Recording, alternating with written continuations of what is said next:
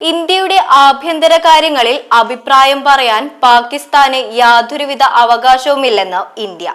ന്യൂനപക്ഷങ്ങളുടെ അവകാശങ്ങൾ സംരക്ഷിക്കുന്നതിലെ ദയനീയമായ ചരിത്രം പാകിസ്ഥാൻ പരിശോധിക്കണമെന്നും ഇന്ത്യ ഓർമ്മിപ്പിച്ചു. പാർലമെന്റ് പാസാക്കിയ വഖഫ് ഭേദഗതി നിയമം 2025 കുറിച്ചുള്ള പാകിസ്ഥാന്റെ അടിസ്ഥാനരഹിതമായ അഭിപ്രായങ്ങളെ ഇന്ത്യ ശക്തമായി അപലപിച്ചു. വഖഫ് നിയമം ഇന്ത്യയിലെ മുസ്ലിങ്ങളുടെ സ്വത്തുക്കൾ പിടിച്ചെടുക്കാനാണെന്നായിരുന്നു പാകിസ്ഥാൻ അധികൃതരുടെ പ്രസ്താവന.